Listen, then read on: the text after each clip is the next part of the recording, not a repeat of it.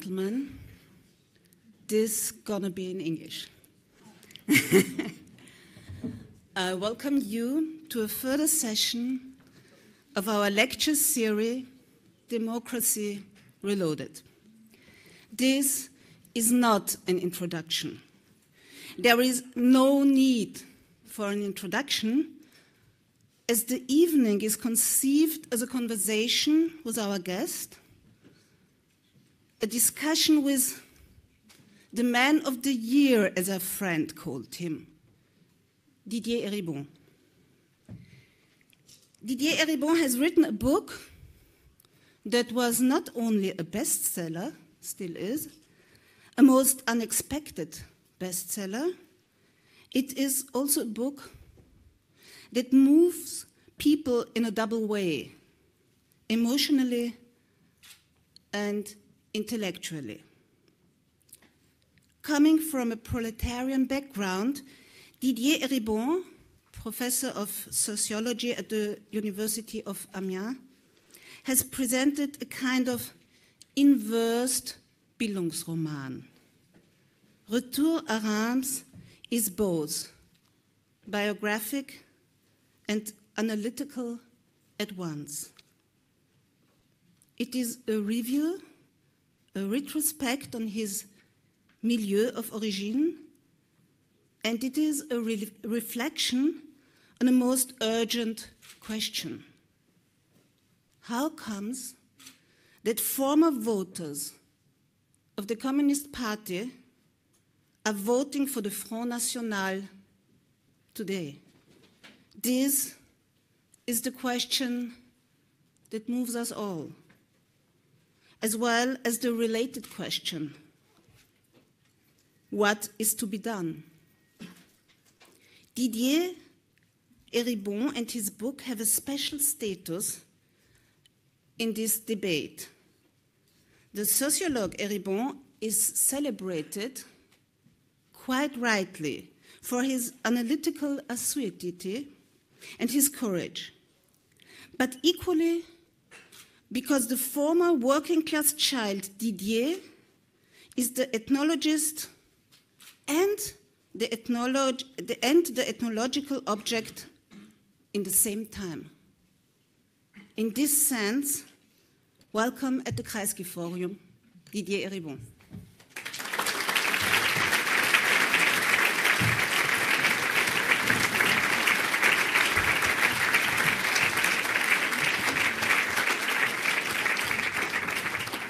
This is all yours. Thank you. Thank you, everybody. First of all, I have to apologize. As you already realized, I'm not in a very good shape, and I nearly lost my voice. And I'm afraid I will lose my English too during the discussion. So if I don't have a voice and I don't have English available, it will not be an easy discussion. But I plead for indulgence, and I'll try my best to answer Isolde's questions and your question after the Isolde's ones. Okay, let's try. It's fine. Let's start and try. In your book, you write, "In my childhood, my whole family has been communistic." And you put this word, communist, under quotation mark. Why did you put this word under quotation mark? This I do not remember. This was not the answer I was expecting. I have to check the French. Okay. In the German translation, it's under quotation mark.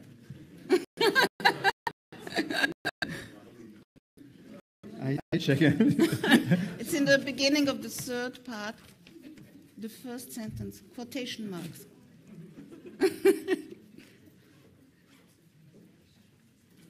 Yes. Yes.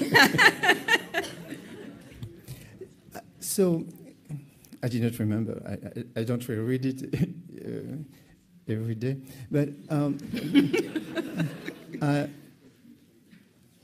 And this is the first time that somebody asked me this question. This is. I was yeah, sure. yeah. It's very, very precise and smart question. But I have to try to give you a smart answer. I would say that communist has, of course, the word communist has, of course, different meanings, and the meaning this word had at that time, and for example, for my parents, maybe very different that the meaning this word could have for people elsewhere in the world or in France in different social milieux. For my parents, to be communist did not mean that they were trying to build a society under the model of the Soviet Union or the Russia, but communist was a kind of culture of the working class, a shared culture of the working class people, part of the working class people. But communist was not only a vote, was not only a political expression during the election, but it was the culture of the daily life of a third of the working class people in France at that time. And when I say communism, my parents never say, didn't pronounce le parti communiste. They say le parti, the party. It means that for people in our social milieu, to say the party was a way of belonging to a culture, political, social culture, with reference to, of course, discourses, theories, but my parents were not, of course, people who read theoretical books, but for them to be communists were to recognize themselves as represented by a party which were at that time the only party which claimed that they took care of the working class, of the disenfranchised people, and so to be a communist was not to adhere to a political theory, but more to a kind of a way of defending oneself against the violence, the social and economic violence of the world in which we used to live at that time. They used to live at that time. This brings me to my second question, because reading your book, one has the impression that to escape your predetermined way of life, you said it was as by wonder. And I think, as I understood it, there were three ways coming out of this. First, through education, which is the first thing one has in mind when you think you have to escape the milieu of your origin. The second was your sexual orientation. But the third one is the most interesting for me.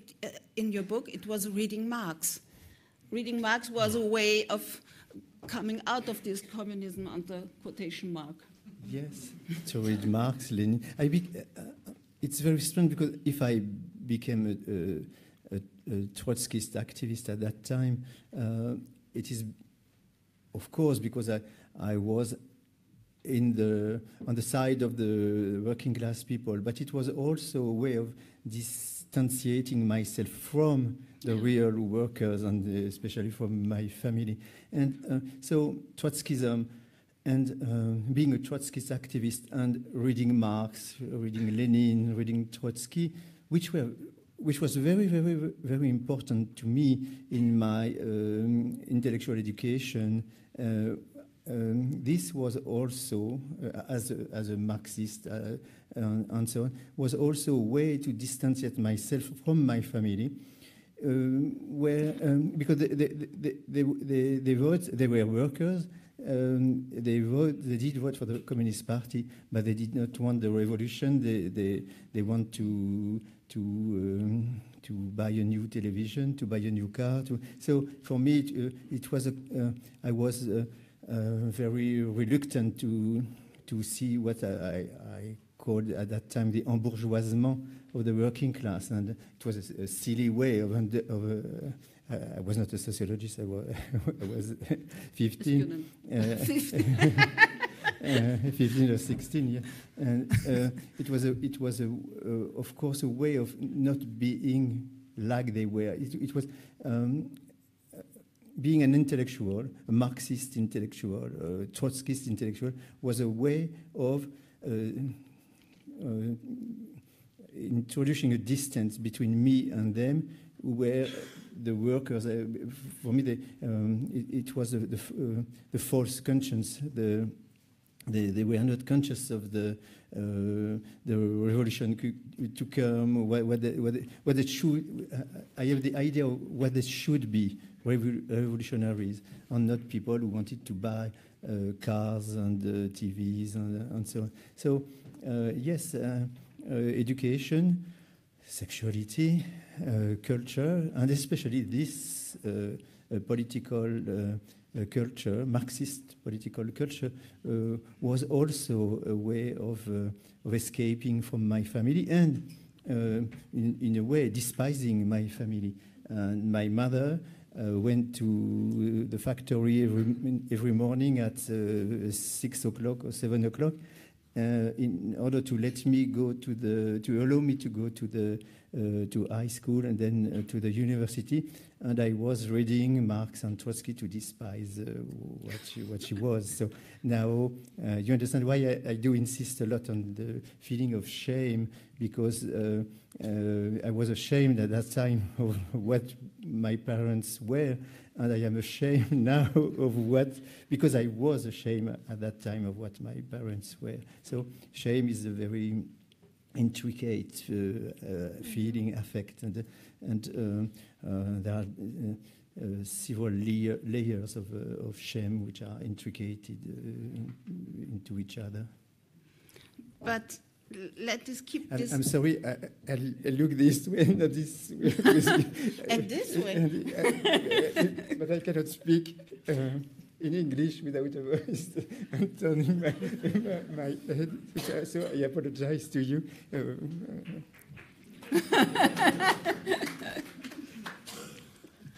But let's keep this in mind, that the impact of left theory was a quite paradoxical one.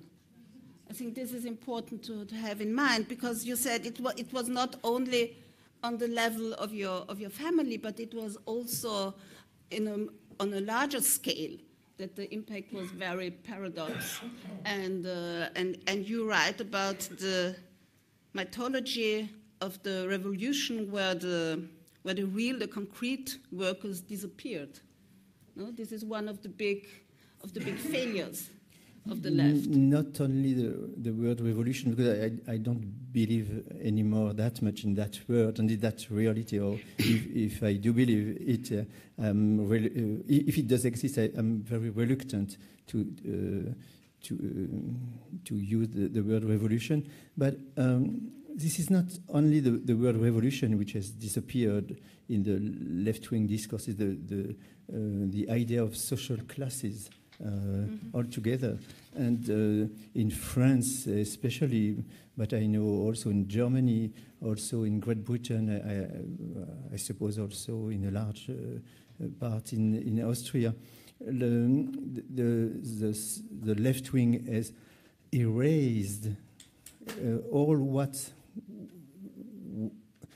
of the framework which define the left-wing theory, the left-wing thought during the 60s, 70s, until the 80s. There was a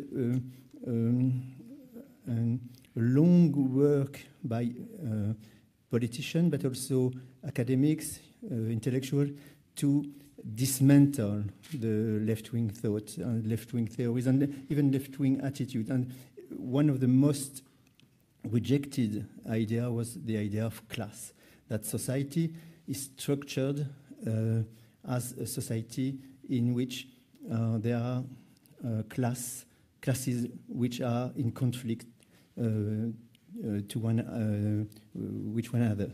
And this disappearance of the idea of class, we can feel the result. We can see in our countries, yours and mine, unfortunately several other countries, we can see the result of this disappearance of the very notion of class in the left-wing discourse. It is that they left an empty space to allow the far right wing to come and say we are the ones who represent in the political sphere the working class people. And in a way, it is true. And you can imagine how I find that disgusting, but it is true. And if the left wing, the social, when I say left wing, I mean social. I'm sorry, I'm Bruno Kreisky for. I have to say so. If the social democratic parties forgot the very ground of the very basis of left-wing politics, which means to fight for the social transformation and to fight for with the working class people, among other fights which are to be fought. It's obvious that people who felt neglected, ignored, insulted by all those discourses, and they were deconstructed as a group, as a collective, as a class, and they did reconstitute themselves as a group, as a collective.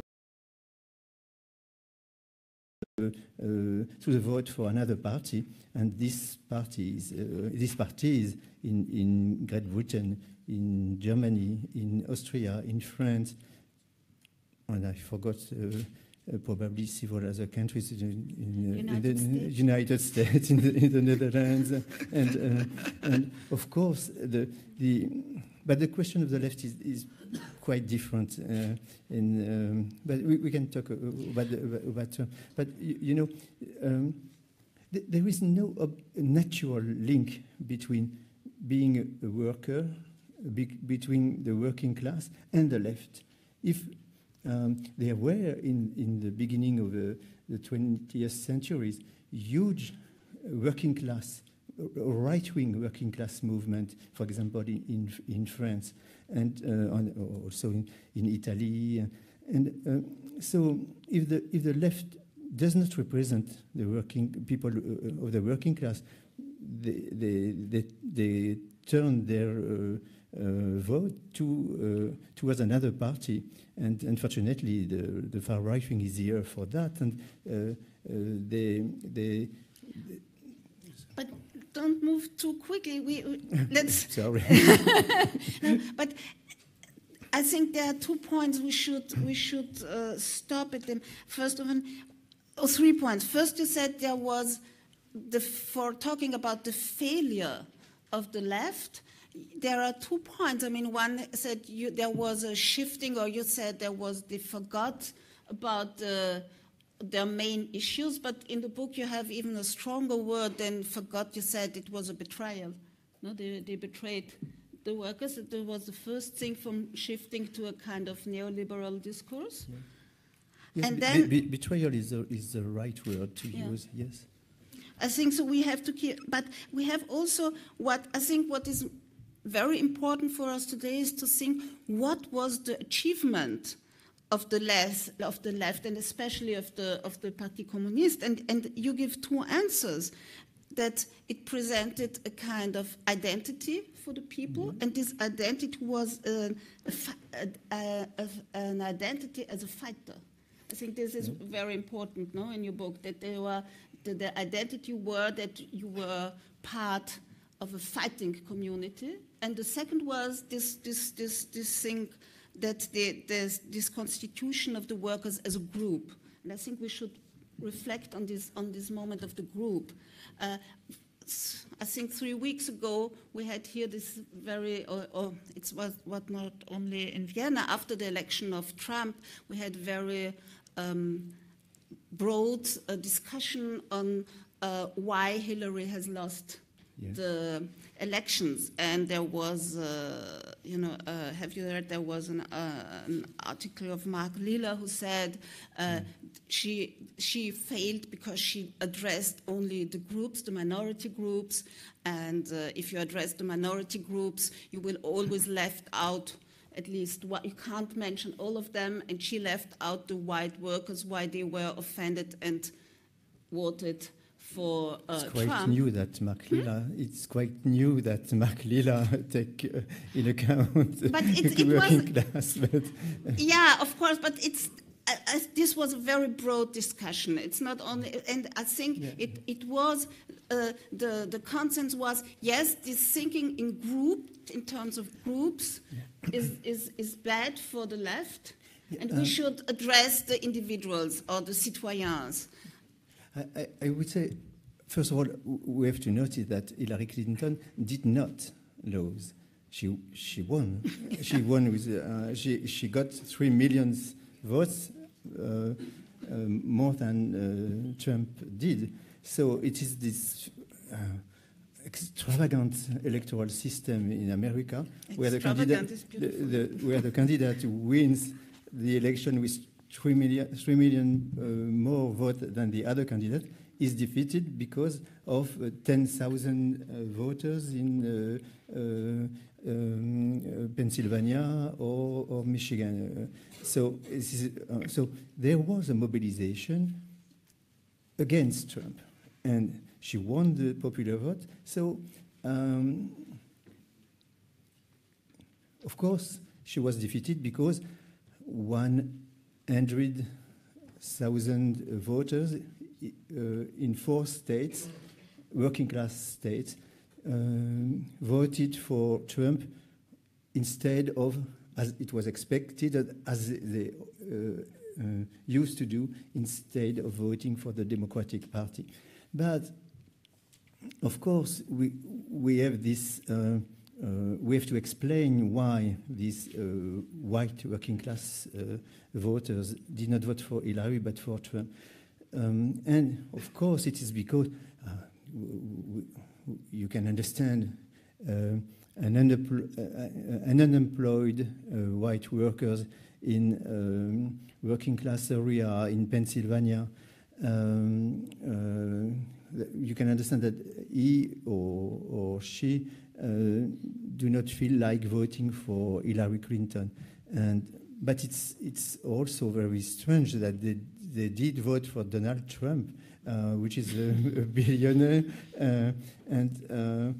so she is linked to Wall Street, but he is linked to Wall Street too, and and much more than she is. And so we have to think, what does it mean to vote, and to vote for this candidate or this? It's a way we want to protest against. We don't, but the reasons of the protest are complicated, and I would not say there are also in the working class racist, masculinist, homophobic impulses, and I'm on the side of the liberals and not on the side of the working class, white working class. If we come to speak about women's rights, LGBT rights, immigrants' rights, and so on, and the anti-racist movement in the US is very, very important, and we cannot say she lost the election because she supported the right, women's right to abort, and because she supported the anti-racist movement. She was right to do so. And if the price to pay is to lose the election, she was right to do so in spite of having lost. But, of course, the problem is, and you mentioned this article by Marc Lilla. You know, Marc Lilla was denouncing 20 years ago the committed intellectuals in France, Pierre Bourdieu, Michel Foucault, and he was advocating conservative anti-left-wing politics. So I'm not surprised that and he tried to launch a series in America to publish the right-wing so-called new intellectual. He published 3 books and nobody bought them, so the series immediately stopped. But I think it's not the right way of raising issues and asking questions, to oppose a struggle to another one.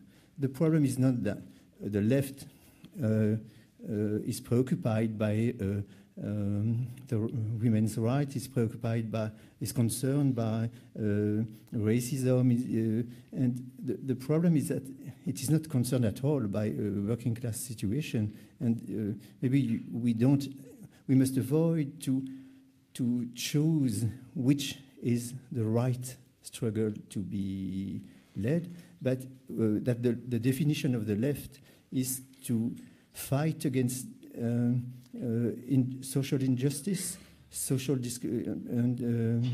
discrimination, for education, for health care for everybody, for against racism, and for the right of. In my book, I insisted on the very fact, it was obvious that the left in France forgot, completely ignored, betrayed, as I said. You have just reminded us that I was the word betrayal. And of course, they betrayed the working class. They were supposed to represent in the political sphere. But there were also other claims and demands which left-wing political parties had to represent and have to represent in the political sphere. For example, we have to fight today against the way the Polish government tried to ban the right for women to abort. We have to fight against the conservative, reactionary trends in our countries, against immigrants, against refugees. And I know I was mentioning Elfriede Jelinek in the afternoon, and I read recently a magnificent play or text. En français, c'est Les Suppliants. Die Schutzbefohlenen, ne? Yeah. It's the way she described the way of a society like Austria treated refugees. It's so moving, and so I like a radical text or radical writing. Not that easy to read, of course. But, so there were people who denounced some part of the political agenda which were completely ignored. And if you support refugees, and how could we not support them? Of course, you get in contradiction with the spontaneous feeling of white peasants or white working class men and women, because they feel that their country is invaded. I do not say that it's easy to think all these issues together, but it is the very task required from left-wing parties and left-wing intellectuals. And if you think of there is a responsibility of the intellectuals, I would say, and once more, Jelinek has written a text against Heidegger. A text is called I don't remember, against Heidegger, the belonging in the nation, in the ground, in the forest, in the village, and so on, the bench in the village, and so. And her text is devastating against nationalist intellectuals. But I'm afraid that this kind of nationalism in the intellectual life has become is invading now our medias. And if you come to France, you open a newspaper, Marine Le Pen, and people denouncing too many immigrants. You open the radio, Marine Le Pen, and so there is a responsibility of the cultural institutions in that situation. And I like Elfriede Jelinek, but her text cannot fight. She cannot fight alone against all these media. So there is a responsibility of the society. And to oppose, I would say that it's very dangerous to oppose white working class people and the other political topics and political subjects. And I would say that... But who is opposing them? So many people. You mentioned Mark Lilla, not that I'm interested in what this piece he wrote in New York Times, and which has been translated. Many people do, and in France you have not only the far right wing, but also some people who consider themselves as being left wing and even far left wing, who are considering that it's a kind of diversion, of division, of a luxury to fight for LGBT rights, to fight for immigrants, to fight for women, and they oppose what they call le commun, the common ground. They oppose to the kind of proliferation of the demands of rights they consider as the effect of the neoliberalism. But it's completely wrong. I never saw Margaret Thatcher or Ronald Reagan fighting for LGBT rights or for women's rights or for immigrants' rights. So neoliberalism is not on the side of these struggles and on these rights. So there is a trap here to divide, to tell what is the genuine, the legitimate politics.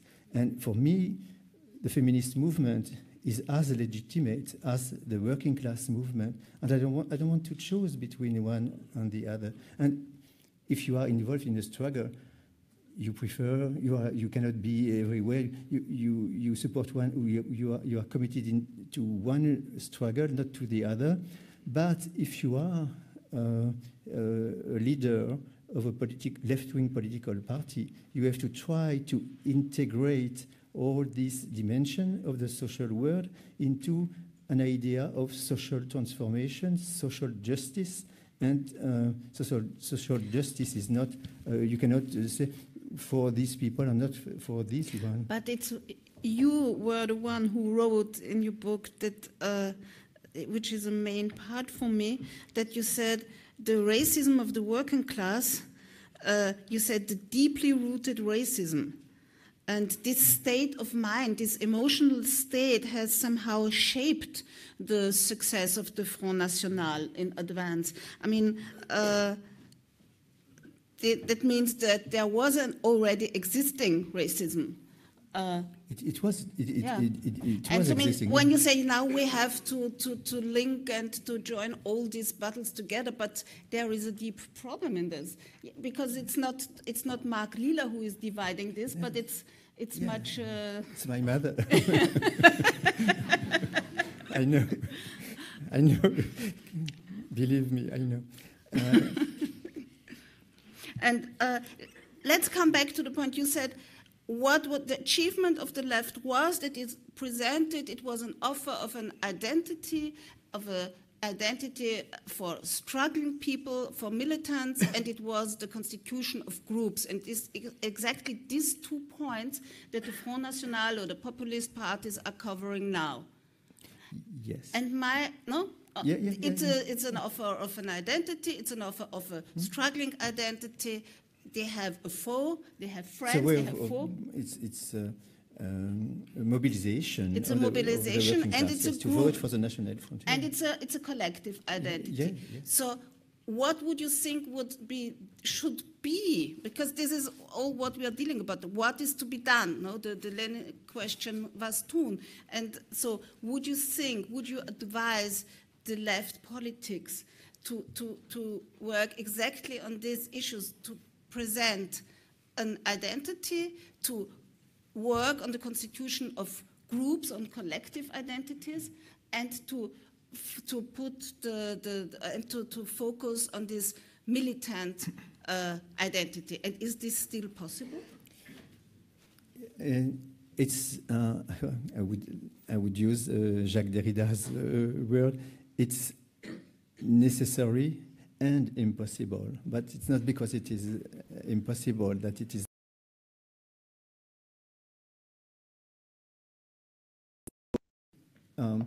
After this one, Rückkehr, nach, which has been published in France not in this edition, this is the pocket edition. This book has been published in France in 2009. And I published 2 books after this one. One is called La Société comme Verdict, Gesellschaft als Urteil. I am correct? Wow. So if I lose my English, I will shift to German. And in Gesellschaft als Urteil, I try to describe that everybody, each of us, every person is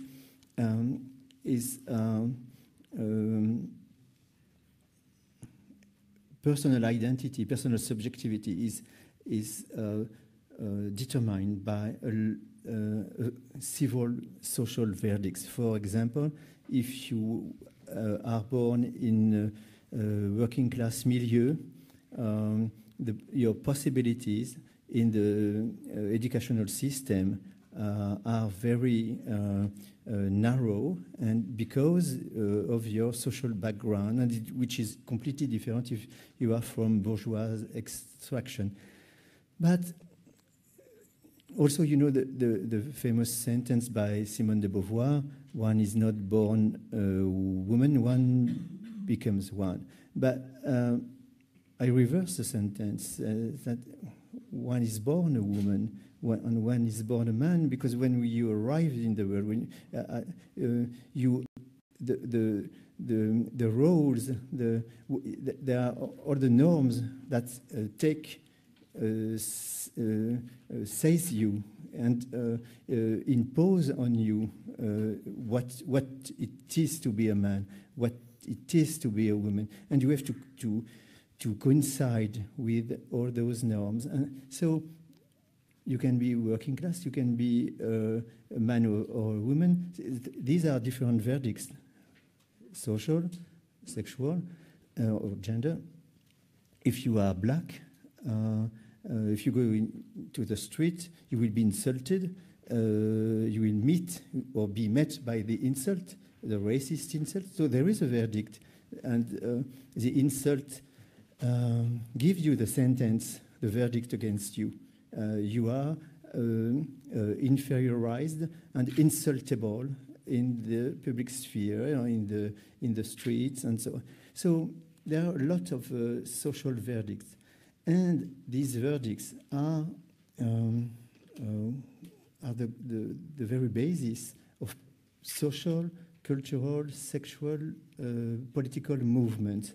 So you cannot say, nobody can say the only verdict and the only struggle, the most important verdict is a class verdict. It's very important, I know, and this was the point of Rückkehr, nach.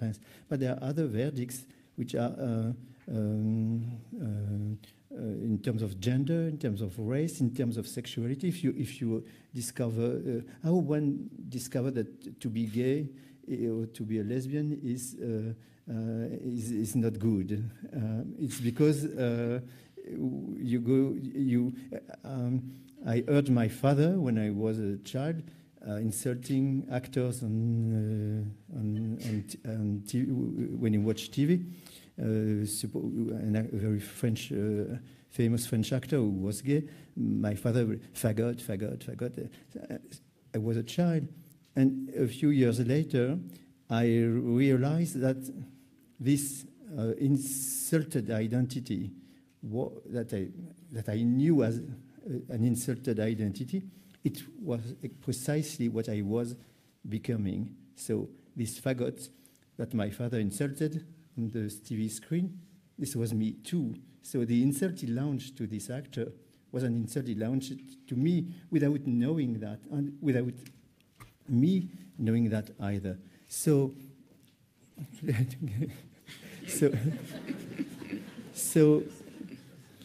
so there are a lot of verdicts, and it's so.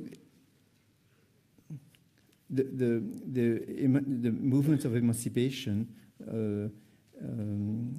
cannot be only thought of in terms of class. And when I wrote Rückkehr, nach, it was not because the left has forgotten feminist movement or anti-racist movement or homosexual movement that I wrote. It is because the left at that time in France did not take care at all. Did not care at all about this. They were opposing gay rights. They were opposing anti-racist movements. And it was a conservative left. So it's not true that the left turned to identity politics instead of focusing on class issues. They forgot completely all that. And so for me, when I said in an interview in the afternoon, I said that one of my models, historical models, is May 68 in France. May 68 means 10 million workers striking, in long strike, and a very harsh strike during 1 month, with the country paralyzed by the working class strike. This was a students' movement. It was a feminist movement. It was a homosexual movement. It was the movement of ecology. It was anti-psychiatric movement. All the critics of the juridical system, and so on, of the state. So it was, May 68 was all that. Of course, there was contradiction. When the homosexual activists wanted to go to the demonstration on the 1st of May, they were violently expelled by the member of the Communist Party. So the working class trade union. So I know that there are contradictions. But if you think of May 68 in France today, May 68, and the left was all these people together, more or less, but building a huge movement of mobilization. And of course, I know that May 68 cannot last more than 2 or 3 months. May 68 means 2 months in France, May and June. But we can have a kind of permanent May 68 in mind, and that our politics is we try to to be the inheritors of the May 68 movement, and we are striking with the workers, we are demonstrating with LGBT people, we are supporting the immigrants, we are fighting for women's rights, and so on, and so on, and so on. So the critical thought after Gesellschaft als Urteil, there was a Société comme verdict, there was another book which title is Principe d'une pensée critique, Principle of Critical Thought. And these principles are different modes of domination, different modes of oppression, and so there are different political temporalities. And sometimes all these temporalities get reunified themselves in a huge movement like May 68. But more often, the political movements have their own temporalities: feminist, gay, anti-racist, and so it's the movement. The movement is not to be thought as homogeneous. There is an heterogeneous, the political temporality, which means that the society is heterogeneous. And to think of the homogeneity of society under the politics, that some people would like us to think today, is this kind of the people against identity politics. For me, I'm sorry to say, it's the beginning of fascism, and so I know that this idea of le commun, there is a reactionary, there is a reactionary critique of neoliberalism. In the past, we were together in the village, in the cafe of the village, and this is what some so-called left-wing thinkers in France said. The village has a nostalgic notion of to be in society together. But I know that the cafe in the village, if you're black, you'd better not enter this cafe. I know the cafe of the village, if you are gay or lesbian, you'd better not get in, and so on and so on. So I'm afraid that a new political model for the left wing today, the cafe of the village, it's not my model. It's not, I'm afraid. You know, there is a very famous text by Martin Heidegger, which is called, in French, Pourquoi nous restons en province? Why should we stay in the provinces? Where he got a position, he is offered a position at the University of Berlin, and he refused the position, saying that, describing Berlin as an awful place for him, with a cosmopolite and all what he hates. And he opposed to that the village, the forest, the bench, the calm, the enracinement. And all these people in France who are speaking now the same language that Heidegger was opposing to Berlin, I'm sorry to say that I prefer Berlin than Heidegger's village, because I feel safe in Berlin. I'm happy in Berlin, or I'm happy in Vienna, or in Paris, with people from everywhere, from different. But let me interrupt you on this point. I mean, what we are witnessing now is that the village is already here in the cities. I mean, we have now a reformulation, we have a new coding of the political antagonism. That means if we have we don't oppose workers and bourgeois anymore, but Austrians or Frenchmen and strangers. That means that the village has already captured or started to capture the city. I mean, this is the village is not left in the province anymore, and I think this is a very new situation, and we are not in 68 now, but we have Trump as president of the United States, so this is a much more, it's a much sharper situation. And my last question before I will invite you to join the discussion is, you wrote in your book, writing about the racism of the working class, you said the task for the left is to neutralize these negative emotions. Yes. And I was thinking a lot of what had you in mind writing this? So you mean the task for the left is a therapeutical one? And how should this function? It should be, but no, seriously. It's not, I don't think of the left as a therapy. But it's in terms of political patience and political affect. And what I wrote that because I realized that when I was a child or a teenager, my parents voted for the Communist Party, but already were racist. And they were racist, but this did not prevent them to vote for a left-wing party because they felt represented by this party. This party gave them an identity, a social, cultural, political identity, and they were fighting for their rights and for social justice or whatever.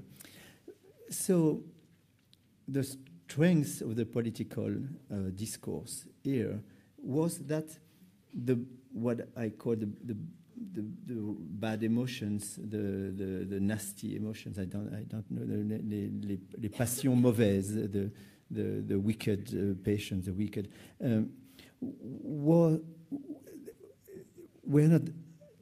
were less important than the discourse of the party. So maybe these emotions, racist affects, were neutralized by the reference to a party, which was a left-wing party. So they did exist, these racist affects and emotion, but they did not interfere into the political choice, which is strange. And today, these racist emotions, these racist reactions and feelings are the most important point, a determinant of the political choice when it comes to choose a party for which to vote. And so there is here, a party is not only a party for which you vote for governing the country, but the party is built a discourse by which you feel, they give a meaning to your daily experience. And this daily experience, the same daily experience can get different meanings through different discourses. And if it is a left-wing discourse, or if it is a far-right discourse, the same experience in the daily life will be completely different if it is one party or if it is another party. There is a kind of performative role of political theory, political discourse, and so of political parties. And this is what I have in mind when it was a psychological therapy. It was the performativity of the political discourse as a way of constituting groups and collectives and mobilizing groups. And today, mobilization is on the side of the far right wing, because they are the rebellion. They say they represent the rebellion of the people against the establishment. And there are another rebellion, the young black or Arabs in the suburbs of Paris, of big French cities, because they are completely ignored by left-wing and traditional right-wing politics. So we have these two collectives, the white working class voting for the National Front, and the non-white working class or disenfranchised people rioting in the suburbs. So this is the situation that the left-wing parties left to us. And how can we transform that? How can we oppose that? And for example, for whom to vote in this election, and in France, and for but I don't believe in elections, but I vote sometimes, but I don't believe in elections. For me, politics is also what social movements do in society. And once again, the most important social movements in Europe, in the world, were the feminist movement, were the working class movement, were the LGBT movement, were the movement focusing on ecology, and which is a huge issue today. And so, how can we convince working class people not to vote for fascists? And this is not an easy task. I do admit that. But this is one of the tasks the left wing has to confront. Before, I know I said you can, but I have forgotten. I have a little question. Please let me put it, and then. And I answer very quickly. Okay. Yes, if we analyze your success and the success of your book and look at this room in terms of a symptom, it is a symptom for what? I wrote a book 10 years ago, which title is Échapper à la psychanalyse, escaping from psychoanalysis. You want escape from this. So this is so maybe symptoms, but I would say two quick things about that. Not the symptoms. It's the recovering of the notion of class, which has been completely erased from the left-wing discourse in our countries. And suddenly, my book said, our society are divided into different classes. And this is one of the main division of the society, what constitutes our lives, and what should keep on constituting the left-wing theories and discourse. And there is also the other part of the reception of the book is maybe that I try to understand. We've just discussed that the shift from the vote, the working class vote for the left wing to the far right wing, and I try not only to describe that, but to try to analyze the reason of that shift. And I would say and it's so wonderfully written that I am. Okay, I open now the discussion. Please, your questions. Yeah, no, she was first, and then after you. Please try to be short because we are so many people here. What you told about the splitting of the left people in Paris, they are ignoring the black people. As far as I know, it has been proved that we all come our origins are in African, therefore please. our origins are African, therefore the left should come out and say we all are black. Yeah. I have no problem to say that I'm black. The problem is that some people are physically assaulted in the streets because they are black. They are beaten by policemen because they are black.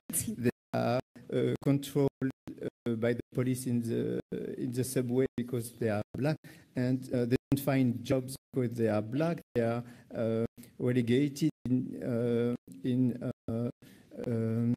completely devastated suburbs because they are black. So here there is a big issue, and this is one of the many political issues and social issues, of course, in France, but I would say probably in Great Britain, in Germany, where you replace black by Turkish, and there is a division here, social, political, economic, cultural, racial division, and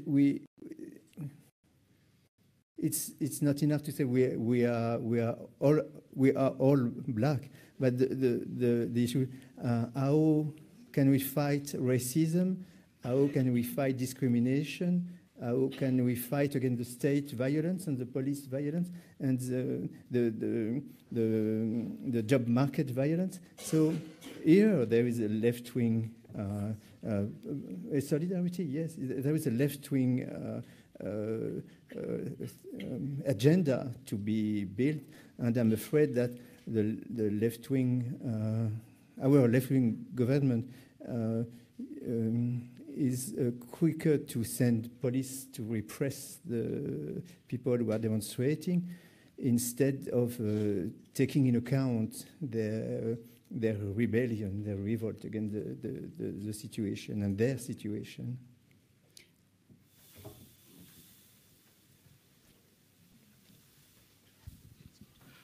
Hello. You spoke of the like how all parts of the movements are important and equally important for like the goal of like leftist politics, and there was like I thought there's an episode in Soviet Union that could like characterize a problem that I think that I see within your frame quite well. When the Bolsheviks abolished the laws against homosexuality, like legalized divorce and abortion, those measures were taken away by Stalinism, but not just. Yes, we can't understand you. Oh, okay, sorry. Should I speak up or slower? Both. Okay. You mentioned that, like in your talk, that all movements are like equally important for the goal of leftist politics. That there is no hierarchy of movements, and I would just try to like give a very short example of a conflict in the left to mirror my question. In the Soviet Union, in the beginning, they abolished the laws against homosexuality and legalized abortion and divorce. These measures were taken away under Stalinism, not just out of like the need for soldiers, but also because it was popular within the Russian working class. So this Marxists always saw that there is a conflict between the interests of several groups within the working class and the class as a whole, where they thought that the party is like the mediating power. So I would like to ask you if, in all your talks, you said you talked about like different interests of several groups, but never about like the role the party played in Marxism as the stage to transcend those different struggles. Yeah, I don't want to take the French Communist Party in the 50s and 60s and 70s as a model. On the contrary, it was anti-feminist, homophobic party and harshly homophobic party. Their leaders opposed the right to abort because they said that it was to deprive the working class to new children and so on. So it's not at all my model. So, politics is not you do agree with or you disagree with. It's a process of enduring critique. And for me, my role as an intellectual is not to say, I do agree with you, but I disagree, or I agree, but. So the role of l'intellectuel critique, the intellectual critic, is to refute the situation, to critique in the close line, and to try to enlarge the scope of democracy, which is what the radical democracy